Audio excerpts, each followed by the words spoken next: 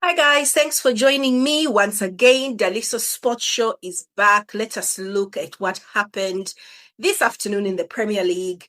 It was Leeds versus Arsenal, and Arsenal beat them 4 goals to 0 at Elland Road. I think it's still called Elland Road, isn't it? But yeah, it was, I think, a great performance by Arsenal. In the end, when the game first started, at first I was a bit not sure because that anxiety has really set in me. I'm panicking. I know, like I'm feeling the pressure from the opportunities that we have been missing.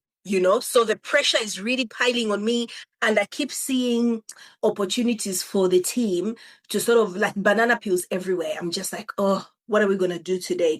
But of course, it was fantastic in the end. Early, the game starts. We hear that. In fact, I didn't even hear until the game, and I'm thinking, what's Noni doing starting? Because I thought I saw the lineup, and it was Saka in the lineup an hour before. But Noni Madueke comes in as a stopgap. Now, you guys, you know me and Madueke and Noni Madueke. I have been his biggest supporter from when we signed him. I like the way he plays. And I know a lot of people complain because, oh, he's not effective. He just dribbles for no reason. He's got no direction. Guys, one thing I can tell you about Noni is he is not predictable. We did not miss Saka today. Well, of course, we'll miss Saka in the end because he's quality, but Saka is very predictable. He gets that ball, and especially when you see Odegaard in the same team as Saka, you're going to get so frustrated because they'll be back passing for England, back sideways, all sorts of crazy directions.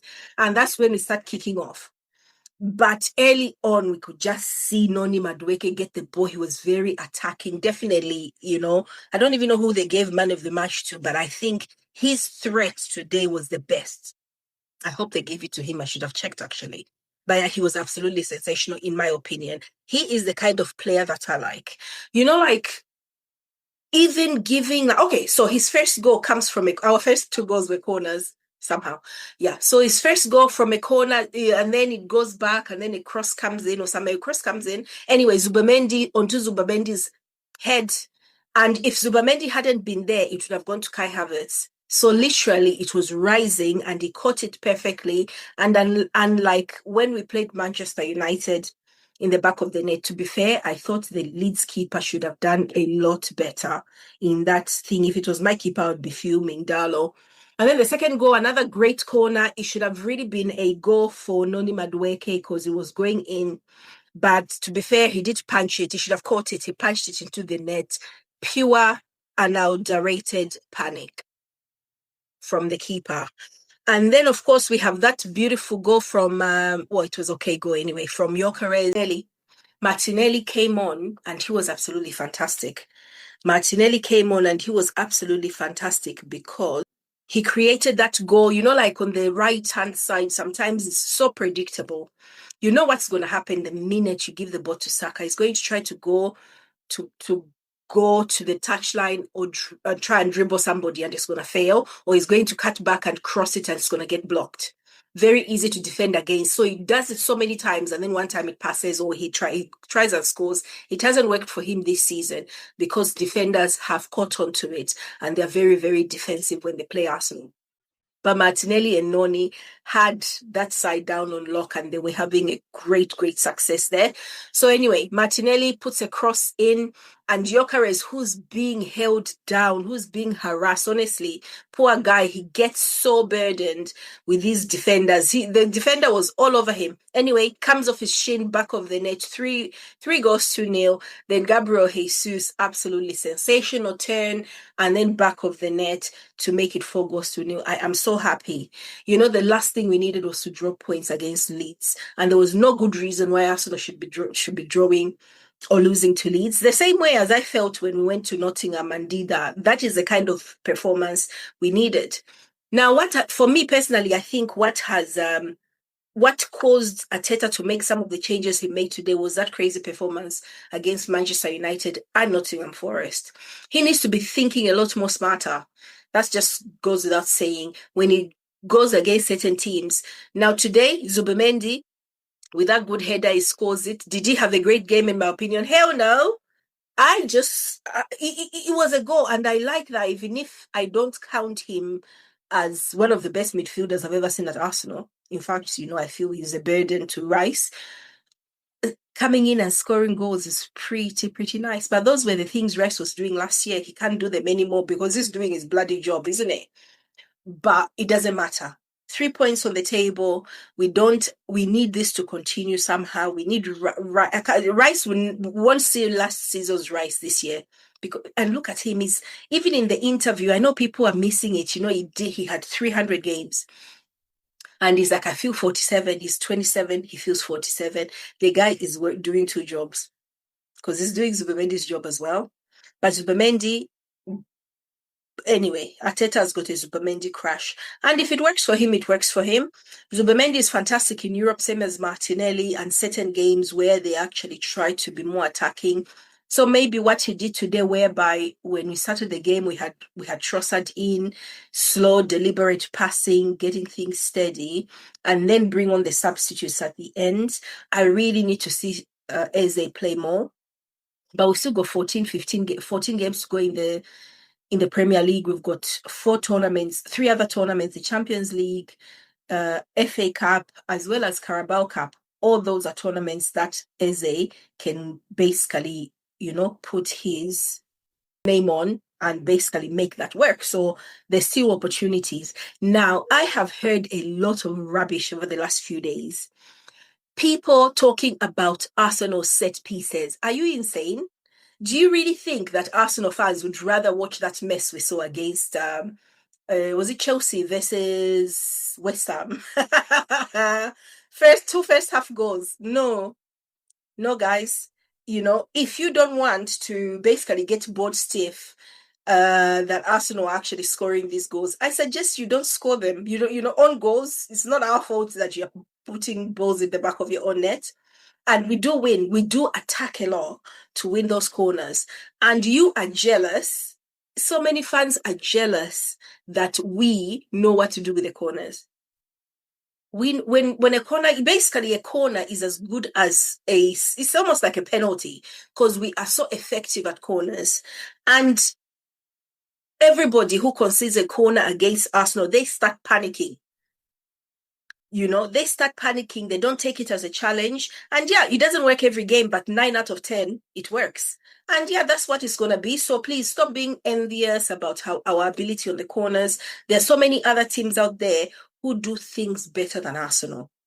100%. And we don't come and moan at you that you're dribbling in the center circle for like England. Were we complaining when De Bruyne was doing all those crazy things for you guys, which looked illegal at that point? N'Golo Kante, remember how much suffering we used to do when you had that complete little demon in midfield? We didn't have those assets. Our assets now is we have created a team. Arteta is an artist and he has got every position on that field playing at optimum levels, at least psychologically. I think positionally the players are there. But like everything else, we are human beings who sometimes when we meet an obstacle, we don't cross over it. We've had several games. I think we've lost to Liverpool, we've lost to Manchester United, which still hurts. Oh my gosh, that loss really, really hurts. Hey, who else have we lost to this season? I feel like there's a third loss somewhere. Let me check. I'm very suspicious. So was it draws? We drew with Manchester City. Oh yeah, we lost to Aston Villa as well. Man U was the worst of them all because, who wants to lose to Man U? They're terrible. But they came, they have got this small team mentality where they see a big team and they get excited. Let's see how they do against Fulham, isn't it? But regardless, so we have basically created a problem on social media. We've got fans who hate watching Arsenal. In fact, they love watching Arsenal because they want Arsenal to lose. And the fact is, these teams want Arsenal to lose because, for example, Manchester City, everyone would like Manchester City to win other than Arsenal because they do not consider a win by Manchester City to be a legitimate team. It is a cheat. They are cheats. They're sitting on 115 charges right now. The last 3 seasons have got asterisks against them because the last 3 trophies they've won basically are under scrutiny because they've got charges pending against them. But we all know they've basically finessed the figures to have an unfair advantage.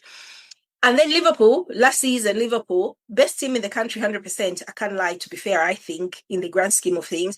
But they were assisted to the most atrocious level to that trophy because of Kuz, and that stuff he came up with. They had to, make sure it was. So when Arsenal win this league, it will probably be the first Premier League trophy that has been won legitimately.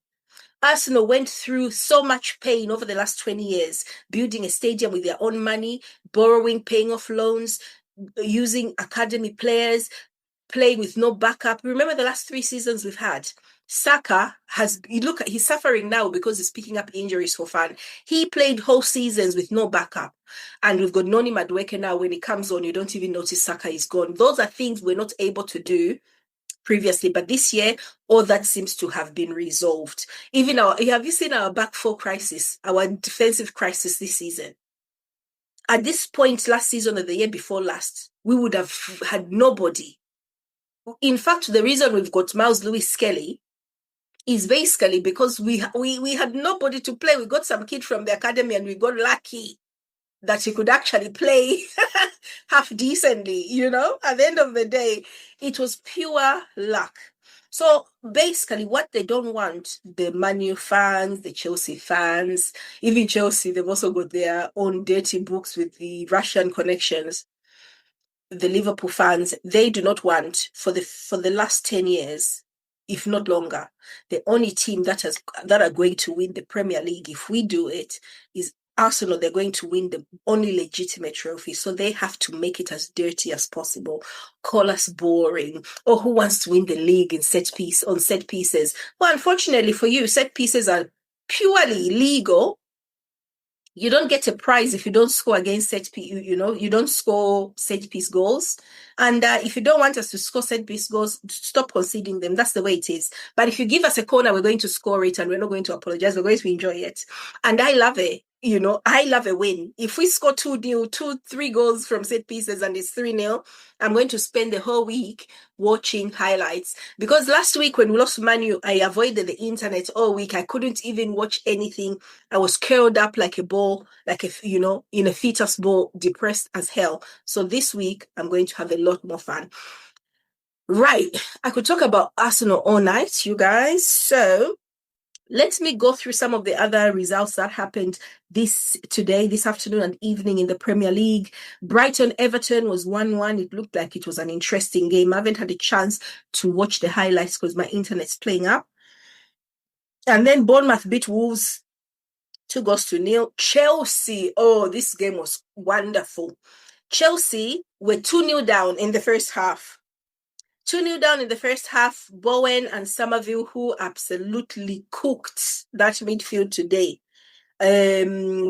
scored in the first half. Second half, Liam Rosinia made some changes. And this is what I was saying about Rosinia, you guys.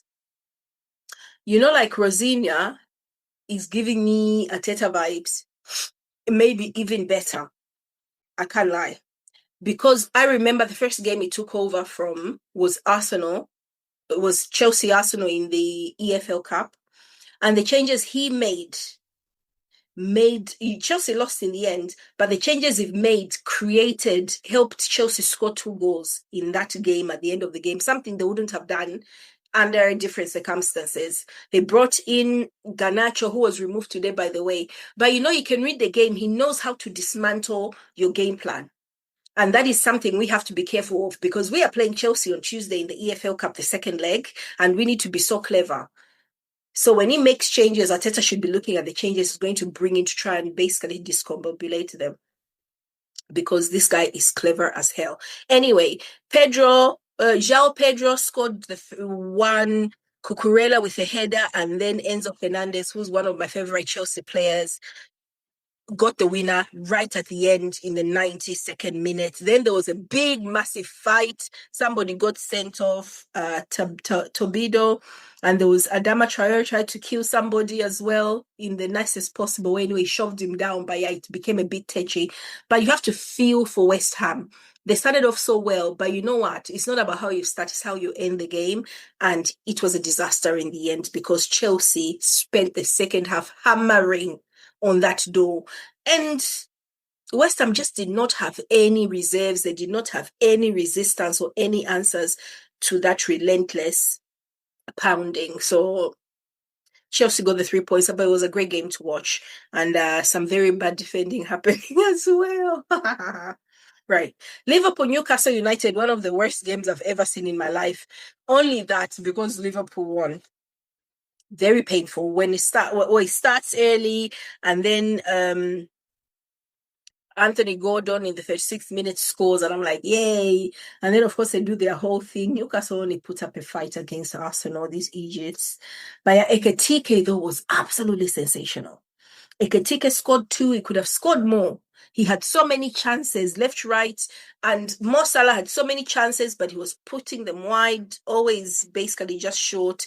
Verts scored 1. Konate also had a few chances right in the end, and he kept missing them from the corner, blah, blah, blah. But in the end, I don't know what the keeper was doing. But Nick Pope, in the end, I don't know, he parried it into the ground towards the play, and Konate finally put it in the back of the net. And it was 4-1 to Liverpool. Deserved win in the end. And I think Liverpool needed this win because they've had a bit of a tough time with their manager. I think the manager hates them. I don't blame them. They're not very nice, are they? They're not a very nice team. So after that, Arsenal are still top of the league, of course. After playing 24 games, we've got 53 points. So we've still got that 7-point cushion now. But Villa and Manchester City are going to be playing. Let's see. So Aston Villa, 2 o'clock, are going to be playing Brentford. I'm expecting Villa to win because they're so good. And then City are playing Tottenham at 4:30 p.m. I'm expecting City to win because Tottenham, I disgrace. It would be nice. It's possible they might get a draw if they try, but their fans don't want them to win. I've seen some crazy videos, and it's hilarious, and I sort of understand them. I mean, I wouldn't want my team with such a mentality. If my team was as bad as Tottenham can be sometimes, I'll be fine to just like, you know what, let me just leave them and let me support another serious team. But they do seem to like Manchester City. And it's the same reason I explained to you just now. If Manchester City win the Premier League, it means nothing.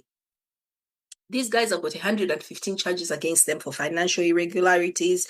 They basically do not play by the same rules as everyone else. If we all had that mindset that let's cheat, it will be different. But some of us are doing things correctly, and that is why we have never ever been in a position to win everything. So, but yeah, I am absolutely sure that Manchester City are going to get one past Tottenham because they're useless. They're shameless as well. Their manager doesn't want them to lose, but those fans are going to be begging them to. They'll be doing the Poznan when City score tomorrow. So let's pray for a 0-0 draw, but that's all I can expect. I'll definitely keep an eye out for Manchester United Fulham tomorrow because I want to see how Carrick is doing, how he will do when he's not playing the big boys. And then Nottingham Forest Palace is probably the least interesting game of the day. But yeah, let's see. I'm interested to see how Manchester United are going to do against Fulham. Come on, Fulham, you gotta do this. You need to give some revenge. You know me, I like Fulham. I do. Because my Niger boys play for those guys. So hopefully they're going to do me a solid tomorrow because revenge is so important. They need to be brought down to earth. So those were the games that happened today, and those are the games that are happening on Sunday. We'll see what happens. And guys, we're going to talk about it. Then we'll talk about the Carabao Cup as well, the EFL Cup on Tuesday, as soon as we can, probably tomorrow or something. But yeah, let me know what you think in the comments, and I really appreciate you guys. Talk soon. Bye-bye.